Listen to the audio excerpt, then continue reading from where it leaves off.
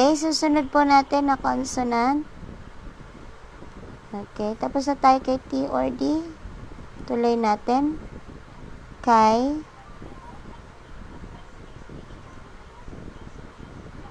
Tuloy po tayo kay L or R. Okay, ito po. R or L. Si Riol. Okay? Sa Korean language po, wala po silang R sa umpisa ng word. Kaya pag nasa umpisan po siya nakapwesto, L po ang sound niya. At kapag nasa dulo din po siya nakapwesto, L din po ang kanyang tunog.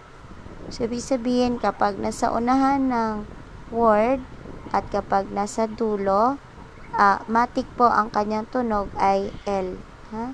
L. Unahan at dulo, ang tunog po ay L. Okay? Dito naman, kapag nasa gitna ng vowel, saka lang po siya magiging R. Actually po, dalawa lang po ang rason kung bakit nagiging R yan.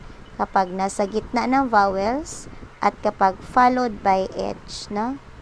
Siya po ay R sound kapag followed by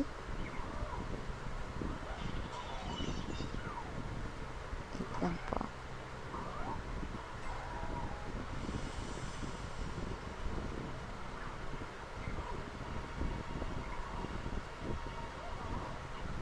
Yan. Kapag si H po ang susunod, matik po siya na R ang kanyang tunog, ha? So, ulitin ko, 2 beses lang po siya. 2 lang po ang dahilan kung bakit siya nagiging R sound. Kapag nasa gitna ng mga vowels at kapag followed by H. When you say followed by H, ibig sabihin ang susunod na karakter sa kanya or ang susunod na karakter ay si R, ay si H po pala. Okay? So, tandaan ha, sa unahan, ang tunog niya po ay L. Sa dulo, ang tunog niya po ay L pa din. Kapag nasa gitna ng vowels, ang tunog niya po ay R. Okay? And kapag followed by H, ang tunog po ay R again. Okay? So, for example, ay, hindi po pala yan. Bakit po pala dito na ako? Dito na po tayo sa example.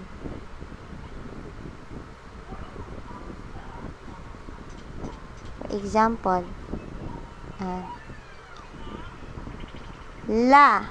Ang basa po dito is la. Bakit? Nandun po kasi siya sa initial position or nasa unahan. Okay? Ito po, Lara. Lara. Ito po ay L ang tunog na sa unahan.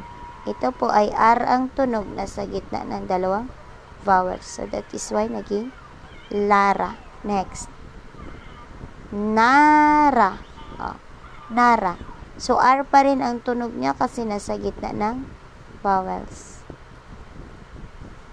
So, next. Nal. Nal. Nasa final po kasi siya. Sabihin, nasa hulihan ng word. Ganito po kasi sinulat yan. Ganito. Yan. Nasa hulihan na siya ng word, kaya ang sound niya or tunog niya ay L. So, nal.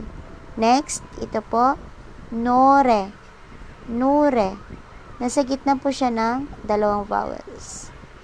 Napapagitnaan siya ni vowel O at ni vowel E.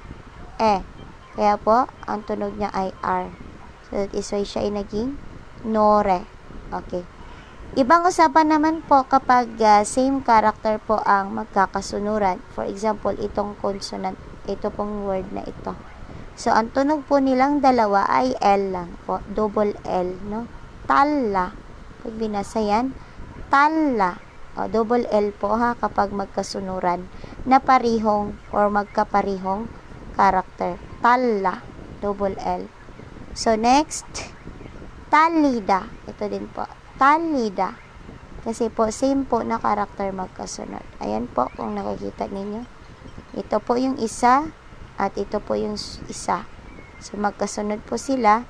So, matik na double L po ang mabibigkas. Double L. So, talida. Okay? So, uulitin ko po, babasahin ko po. La, lara, nara, nal, nure, talla, talida. Tandaan po si consonant R or L. Okay?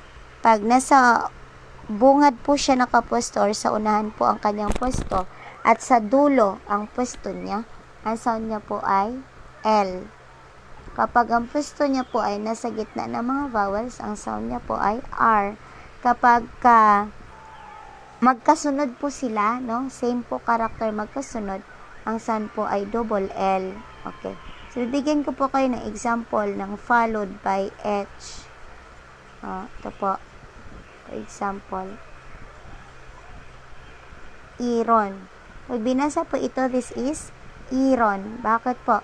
Followed by H, matik na ang sound niya ay R. So, Iron. Iron ang basa.